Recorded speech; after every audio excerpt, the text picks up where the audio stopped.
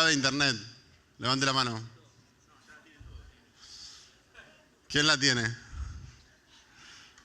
Bueno, no se las voy a decir. Pregúntensela al que esté al lado y se las va diciendo. Bueno, arrancamos. Bienvenidos a la Media Party 2015. Un aplauso para todos por estar acá. Hay traducción simultánea. Los que nos... No, primero lo voy a decir en español. Hay traducción simultánea. Muchas de las charlas van a ser en inglés. Así que si no tienen todavía un aparatito para escuchar o se la bancan en inglés, ahora lo voy a decir en inglés. We have real-time translation. A couple of chats will be in Spanish, so if you want to have the headphones to listen in Spanish, it's okay. It's in the front. Ahora voy a hablar en español. Bueno, muchas gracias por venir. Este es un evento muy largo que dura 3 días. Arrancamos ahora y empieza a venir gente todo el día. Estamos en Buenos Aires, que es una ciudad muy grande con muchas cosas y queremos generar un poco, llamar la atención al comienzo y avisarle a todo el mundo que estamos acá y que pueden venir y que pueden entrar y salir durante toda la conferencia. Esta es la remera que van a ver del equipo de Hackers Buenos Aires. Acá está Martín Zarzale, aka Runixo, que fue uno de los que me siguió en la extraña idea de armar Hackers en 2011 por Twitter. Y este es un poco nuestra visión del mundo, que Buenos Aires está en el centro, somos como China y alrededor hay como un montón de gente. Yo no soy de Buenos Aires, soy de Mendoza, con lo cual también me van a criticar un poco. Básicamente lo que están viendo acá es la conformación geográfica de Hacker Buenos Aires. Todos los que dicen Buenos Aires son de Buenos Aires. Y alrededor está Santiago, Asunción, General Roca, Miami, Tegucigalpa, Junín. Allá arriba se puede ver Sydney y Lanús. Anda. Sydney y Lanús, dice Martín. Unidos. Eso quiere decir que hay muchos que están poniendo Buenos Aires y no son de Buenos Aires, porque no está Mendoza ahí. No, sí, bueno. No sabemos si es muy fehaciente la data, pero puede ser una muestra de la conformación. Estamos llegando a los 4.800 miembros suscriptos y hay, así que un aplauso. Bravo. Un aplauso. Hay inscriptos por día, 1.000 más o menos, primer día, 1.000 el segundo día, 800 el tercer día. Sabemos que hay mucha gente que se inscribe que no viene porque es gratis, pero hay mucha gente que se inscribe a último momento también y que viene a participar sobre la hora. Así que el esfuerzo es mantener un poco el buzz sobre el evento y aprovechar la oportunidad de tener a gente realmente valiosa durante 3 días en Buenos Aires y poder sentarse y trabajar con ellos y transferir valor, conocimiento, hacer contactos, conexiones y negocios. Una cosa más es que el evento... Mostrá un segundo la agenda, Guille. Tenemos ahí un clicker humano. Bueno, esto es un poco... Déjalo ahí. Esta es la red de comentarios en Twitter de los 4 años, ¿no? De la Media Party. Un escrapeo de los usuarios. En el medio del puntito de Hacker Buenos Aires. Y los más grandotes son los que más tuiteamos sobre el evento, pero hay como una red de relaciones que se ha ido manteniendo, que nos parece que está bueno entender que esto es una comunidad, que hay un montón de gente que se relaciona, que sigue haciendo cosas juntos año a año. Y es una forma de entender qué es este evento y qué es Hacker Buenos Aires. Y por último, clic. Ahí está, gracias. El flujo del evento ya algunos lo saben, otros no. A la mañana hay charlas, ahora arranca Amanda Zamora de ProPublica. Cuando terminan las charlas a las 12 está el momento de la feria. La feria es un espacio de who is who del evento, es cuando juntamos 50 proyectos de innovación para ver quiénes son los que vinieron, de dónde vinieron. Hay gente que ha venido de lugares muy extraños y lejanos, por decir 2, Taipei y India, por ejemplo.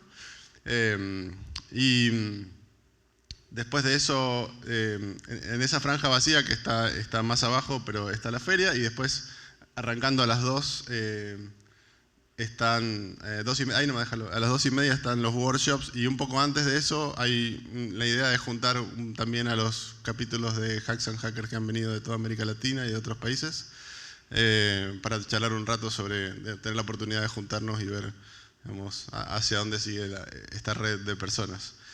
Así que bueno, como a nosotros nos gusta cambiar los roles, el presentador del evento va a ser un programador, y yo básicamente voy a acotar como si fuera un programador. Los programadores al poder. Sí. Al poder. Bueno, así que eso es todo. Gracias por venir, y arrancamos ahora con el señor Zarzale, que va a hacer la presentación. Pero igual quiero presentar, ahí están los voluntarios, o están todos trabajando mientras ustedes están acá sentados. Hay un montón de gente que trabaja para hacer este evento, más de 50 personas han ido trabajando en sus momentos libres, son todos voluntarios que quieren que esto pase, que quieren que esto ocurra. Hay gente de los mismos medios que vienen, que están cubriendo y que están también dedicándole horas a la organización, a la programación, al armado de los carteles, a la señalética. Es un evento realmente armado por la comunidad, y nos parece que así está bueno que sea, que la gente participe en la construcción del futuro de los medios. Así que bueno, muchas gracias, y nos vemos estos 3 días por todos lados.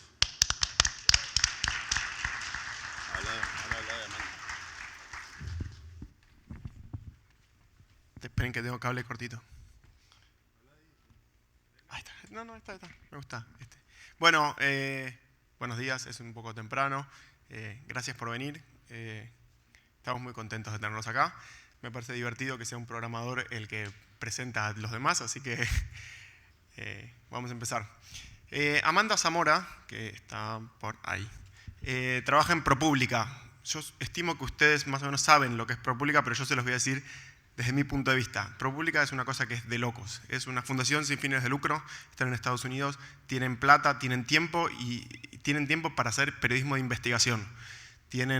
Hay periodistas, hay programadores, y no están corridos por los deadlines tradicionales de los medios. Entonces es una fábrica donde salen cosas muy extrañas y muy avanzadas, y nosotros lo venimos siguiendo desde nuestros comienzos, y es espectacular tenerla a Amanda acá.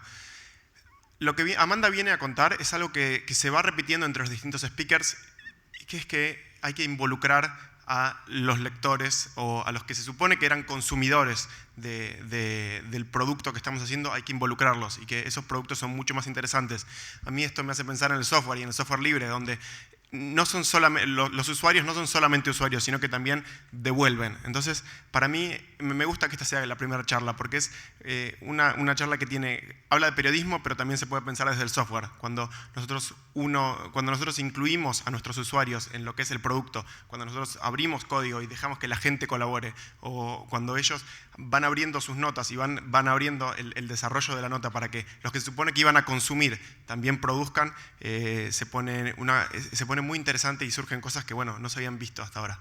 Entonces viene Amanda Zamora, adelante. ¿Por qué?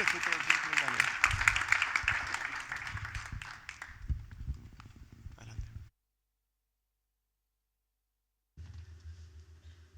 A ver.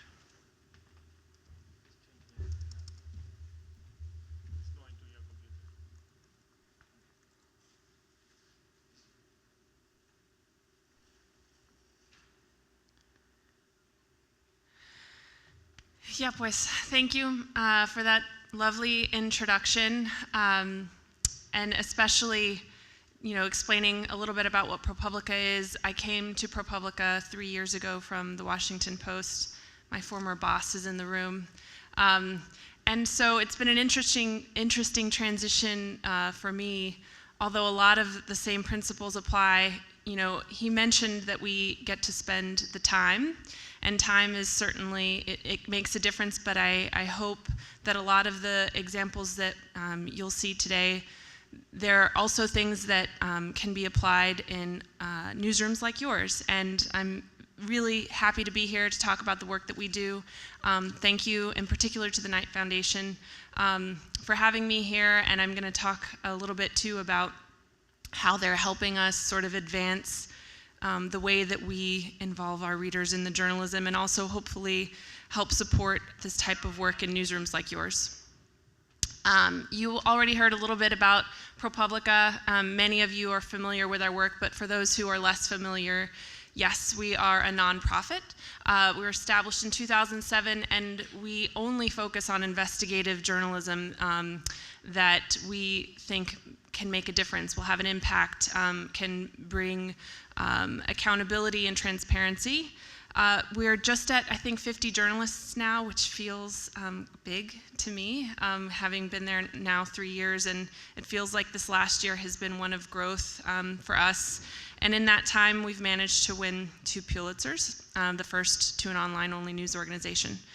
And some of the kind of key ingredients for the type of work that we do a lot of collaborating, especially in the early days where we really relied on other news organizations as partners in order to find an audience for our work.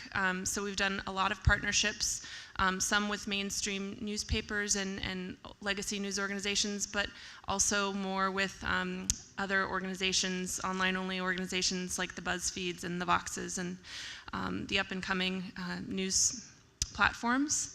And what all of that has translated to is the fact that we are increasingly, in particular with social media, able to build a platform where we don't have to rely as much on partnerships and outside news organizations to find an audience for our work. We're able to attract readership directly. And I think that has a lot to do with the amount of time and the willingness that we're, how willing we are to kind of spend the time to cultivate and develop audiences to participate in the journalism. And so in terms of, what our success metric is, and another thing that I think distinguishes how we think about and go about conceiving of the work that we do, is we're looking to have an impact. Beyond page views and the typical metrics that we all think of, impact is our chief metric of success. We want to create journalism, and it can take many shapes and forms. It might be data, it might be narrative, it might be multimedia, but we want to make a difference. We want to spur change. And in my role in particular, I get to think about how we can involve our audience in helping us make that change. So I'm an engagement editor. I was introduced by a programmer. I'm not a programmer. I'm many things though, and I think there are plenty of you all in this room that share some of these skills. I think of myself as a reporter, as an editor, a maker of things. I'm not necessarily a designer, but I apply a lot of design thinking in the projects that we do. I'm an organizer, I'm sharing things, I'm listening to our audience, I'm coaching. There's so many things that go into the kind of work that we do. And I hope to kind of demystify, there's a lot of buzz around the concept of an engagement editor, at least in the United States. And I hope to kind of demystify that a little bit in terms of how we think of engaging toward actually creating journalism, and that you all relate to many and more of the skills that you see in this list, because this isn't the kind of work that needs to only reside in one person. It's, at the end of the day, all about figuring out how to enlist our readers in creating journalism, and that's something that all of you have the capacity and the skills to do, and I can't do without people like you. And at the end of the day, I'm thinking about how to solve problems, frankly, in pursuit of that goal of creating journalism to have an impact. And one of the primary problems that I'm thinking about solving is how to get beyond this idea of capturing attention and using social to capture attention through what we think of as sort of viral and being pulled in that direction, and getting beyond just thinking of readers as people who click on stuff that we make, to getting them involved in the stuff that we make. So this is our primary sort of Get Involved platform. We have a hub on our site called Get Involved, and it's a place where we collect all of the opportunities that we have for our readers to do something with us, whether it's engage in a discussion with our reporters, the sources in our stories, to share their own experiences, to collaborate on data with us. All of that can be found in one place. And we feel like in even creating that space, even though the strategies and tactics for each project will be different, we're really creating a community, not just an audience, but a community. And those are the kinds of people who are going to do more than just click. They're going to contribute. They're going to be incentivized to do something with you. They're going to come back. So in terms of, it's not like it's easy necessarily to go from audience to community. There's a lot of work involved. And there are some kind of key problems that I'm thinking about addressing when thinking about how I can get from one place to the other. And the first one is sort of thinking about time, right? Time is a premium. How can we really get people to spend that time with us to help us create great journalism? And the first example that I will give, it's very simple, and it doesn't always involve a fancy app or software or something programmatic. It can be as simple as being a proactive being a reporter, being proactive. So call-outs are sort of the bread and butter of our engagement strategy. It's where we basically ask the audience for something. We ask them a question, how can you help us with this story? This is an example of the most basic call-out that you could do. This is in 2012, Hurricane Sandy hit New York and caused a lot of havoc, and there were a lot of questions raised afterwards as to what the Red Cross did with all of the money that they raised. It was quite a star-studded fundraising presence after the fact. And our reporter, Justin Elliott, decided to really dig into that by filing a public records request with the New York Attorney General as to what happened with that money. And he didn't get many answers. And so, as opposed to stopping there, he basically posted a lot about that process and the fact that he wasn't getting the response or the information. In fact, the Red Cross told him that it was a trade secret, that they couldn't detail how they were spending those donations because it was a trade secret. And he said, well, I'm not going to stop there. I'll just post about that. And then I'll ask very simply for readers to tell me, it's just with a paragraph at the bottom of every story that he did, for people to tell him what they knew. If they had been involved or on the ground and seen the Red Cross in action, could they tell him what they knew? This isn't anything fancy, but this appeared at the bottom of every story that he did. And he didn't assume that people were going to find the story. He went out.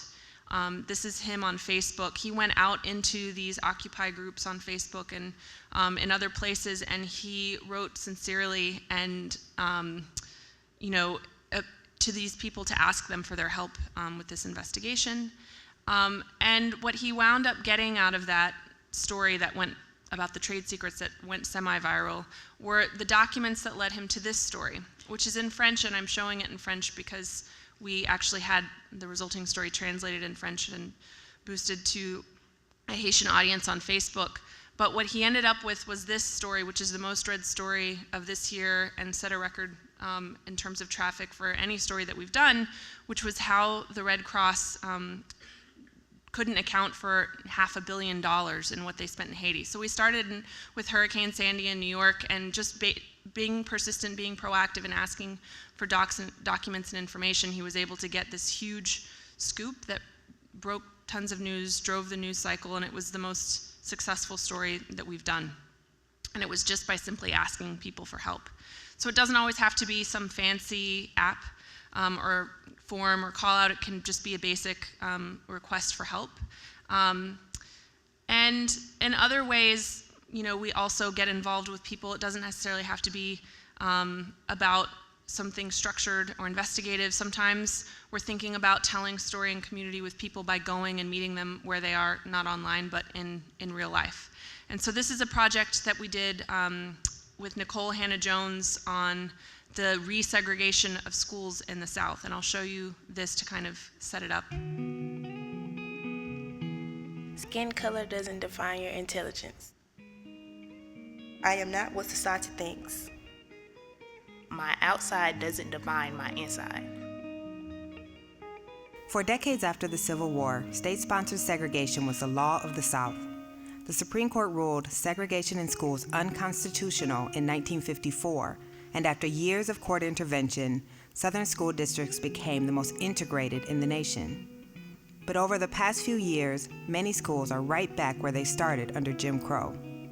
So ProPublica went to Tuscaloosa, Alabama to ask students from 2 high schools, one integrated, one almost entirely black, to share 6-word essays about their experiences in collaboration with Michelle Norris's Race Card Project. Others will never determine my destiny. History gave my generation better education. Pay attention. Favoritism still happens today. Looking forward, not to the past. Segregation should not determine our future. My future begins today with me. Go to propublica.org/6words to read all of the students' stories and to share your 6 words with ProPublica and the Race Card Project. So we knew that we wanted to end up with these stories of people's experiences with race in the United States, but we knew we wanted to start that conversation with the students. We were talking about high school segregation, and we wanted them to be sort of the principal conveners of that conversation online. So before we did this call out where we asked people to share their 6 words, we went and spent time. We started in the fall with these students, and we worked with them. We bought cameras, we took them down, we did some photojournalism 101, and we asked them to show us what what the experience was like in their schools. And it was, by the spring, we had sort of been able to produce a photo essay and a report through their eyes and kick off this conversation that happened across the country, but was really led by these students. Their photojournalism wound up in this gallery, also in the New York Times, and in an exhibit that we convened in Tuscaloosa, where the community could come together and see the photojournalism of these students, and where they were really leading a conversation also in their community with all of the adults to talk about why it was that they were, separate in these schools where they weren't necessarily getting equal access to resources or each other even. And 9 months later, so at this event, one of the students approached the superintendent of schools and said, "We think we should have better access to each other. We want to establish an exchange program in the school district." So the students initiated with the leadership in the school district, we want an exchange program. I mean, they had an exchange program. There were students going back and forth between other countries, but they didn't necessarily get access to students in their own district regularly. So they said, we want an exchange program. And 9 months later, this is the Northridge, one of the high schools, reported that they finally basically were able to get the schools to give them an exchange program, and for the first time they were able to kind of visit and see what it was like to experience classes in each other's schools. So that's not necessarily impact on we're not changing segregation overnight, and we're not changing laws overnight, but these are students who are sort of convening a conversation that wasn't happening in their community. They're leading it, and they're pushing their administrators to do something to improve their education. We also think about how to create communities where, in this case, with the segregation project, we were going into an existing community, but sometimes we want to try to convene a community online and figure out how we can serve them and invite them to help inform the story before the story's done. So this is probably the one that you guys have heard most about. It's our patient harm community. And when we were looking to investigate why it was that there were so many medical errors, preventable medical errors still happening in the United States, we wanted to talk about the people most affected by that issue. There wasn't really an obvious place online for that discussion to happen. So we decided to start one, and it's called actually the Patient Safety Community now. It's not Patient Harm, on Facebook. It has more than 3,000 members now, and that was started more than 2 years ago, before the investigation was actually, at the outset of the investigation, not at the conclusion. And those reporters, Marshall Allen being the principal one among them, have spent a lot of time in that group listening and creating content in service of that community that is not a typical investigative content. I mean, this is basically a how-to, a Q&A with an advocate on tips for patients who have actually gone through a medical error, what they can do, how to keep track of their records, who they should talk to. It's not investigative, it's simply community service journalism. It's been one of the most successful pieces in that package. It's been something that we can revive again and again in that group. It starts a conversation, and we've been proud to see that as we've been able to create that community by giving them content that's helpful and useful to them, that we've attracted influencers within that kind of stakeholders within that community. This is Kathy Day last year noting that when Congress was convening a hearing to look into this issue, many of the same members of our Facebook community group were up there on the panel testifying before Congress. So this has been wildly successful for us, and what we found is that by spending the time listening and being with the community, we've then been able to get better results when we ask them for their help. So all of that activity is funneling people into these surveys. You can see here Marshall's asking for people to help us by filling out this questionnaire. And we asked both patients and providers to tell us about their detailed experiences encountering harm, and I'm going to show you a little bit about what that form looks like in a minute. The other thing that's we found to be quite important in terms of building community and getting people to actually spend the time to contribute is to be sure to report out and share, their progress.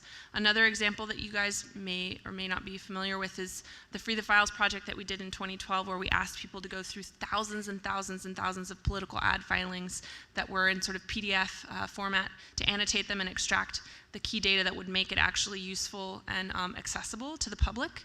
And that entire project was built around sort of, reporting out metrics, both individual metrics for how many files people had been able to complete, but also the collective sort of success metrics for the project. And in the end, they were able to annotate more than 1 billion in ad filings. But it wasn't just the app.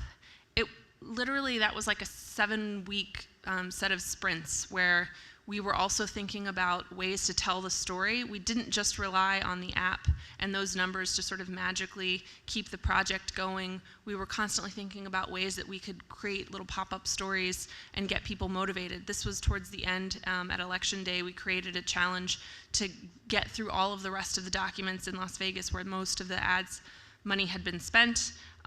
We created events with partners. This is Youngstown, Ohio. They had a Free the Files party where people got together in real life with their laptops, just like here, and went through files and annotated documents with us in real time. So it takes, again, going back to that slide on engagement, a lot of different skills, I guess, to kind of get people engaged, but to kind of keep them going, to cheer them on. And it's not necessarily all stuff that's just happening online, it's happening in real life as well. But at the end of the day, how are all of the contributions that we're soliciting really, how do we know that they're going to actually help us tell the story that we want to tell? That's all a lot of energy. And at the end of the day, we want verifiable information, things that we can kind of document and prove and report back out responsibly. And so mantra for any of the projects that we do is to trust but verify. It's why we don't just turn out a lot of the responses that we get. We've gotten more than 1,000 on the patient safety questionnaire alone, but it's not like we're going to just publish those back out without really reviewing and verifying those things. So one way that we've been able to collect information, as I had mentioned before, is through these call-outs, right? There are these forms where we ask people to share particular details of their experience. And I think what you're going to see, what's really notable about this one is the length. We're asking for basic details of their experience, why they went into the hospital, what happened to them. And we're going to talk more in the workshop about kind of the nuts and bolts of these forms.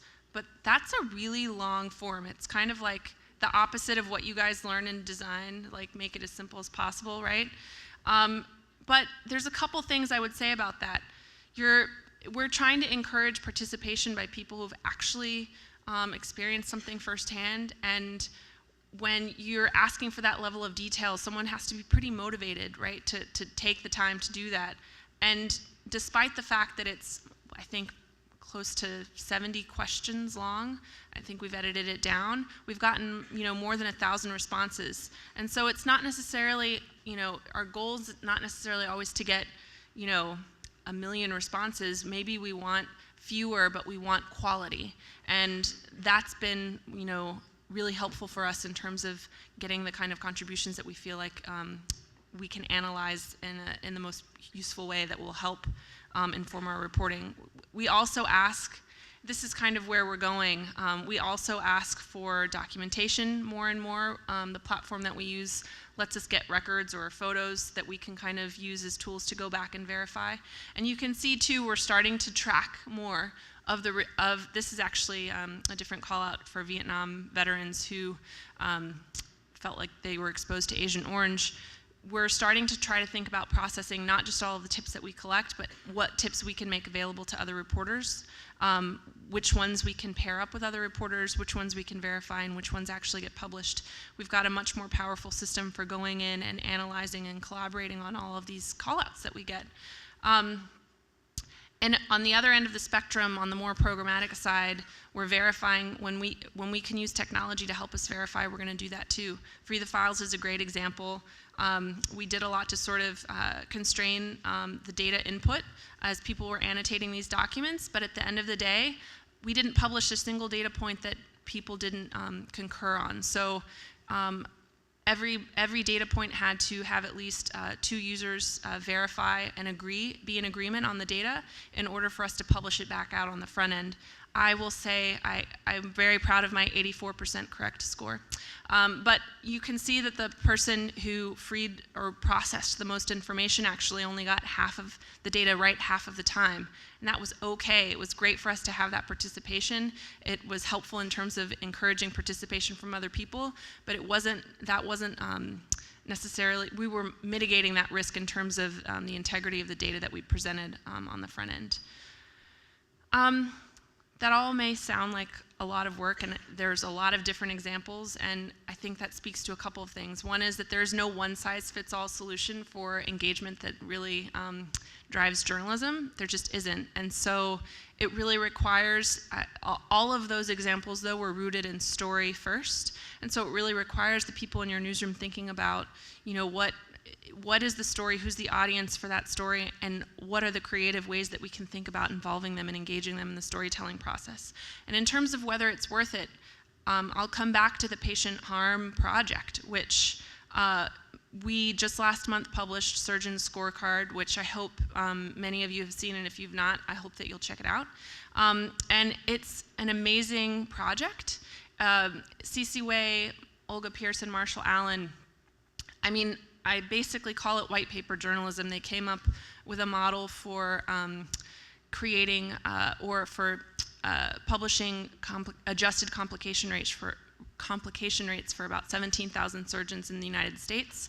And now, whereas before, patients wouldn't necessarily have any idea if their surgeons had more or less complications for routine surgeries relative to their peers, and now they have a place where they can go and look up that information.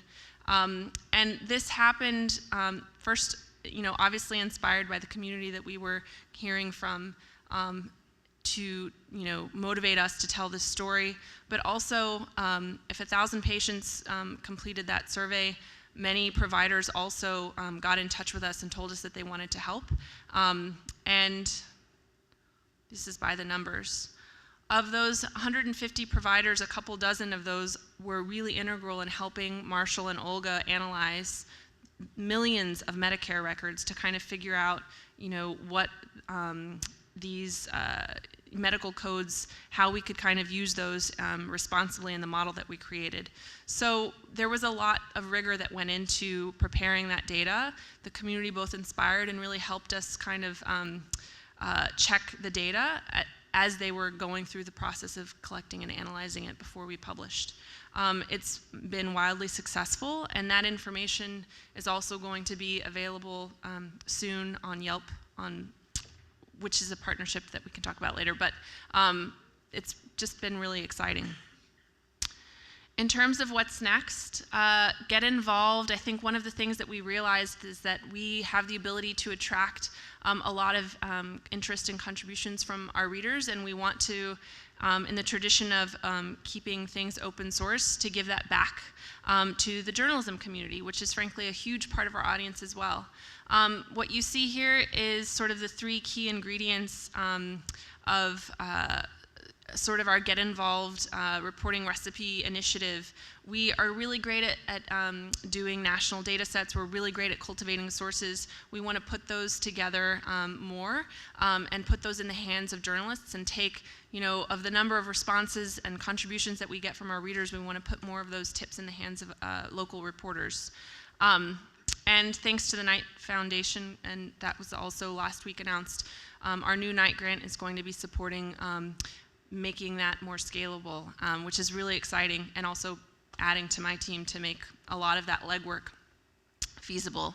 So whereas, this is sort of one of the first experiments that we did in kind of doing matchmaking on the reporting side to try to get our resources in the hands of reporters across the country. This is sort of a basic table where we put out tips on from parents whose students had been forcibly restrained in schools.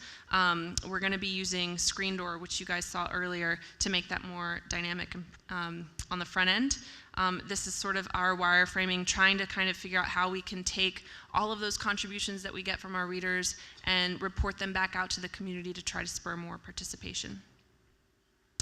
The other part of that, and this is sort of where I'll leave things as an invitation to you guys, there is so much of this that is happening, hopefully in your newsrooms as well. And one of the things that I have realized in doing this work is that a lot of the journalists doing this work, first of all, they're not all social editors or engagement editors. They're programmers, they're reporters, they're people just like you, and we're not really talking with each other very much.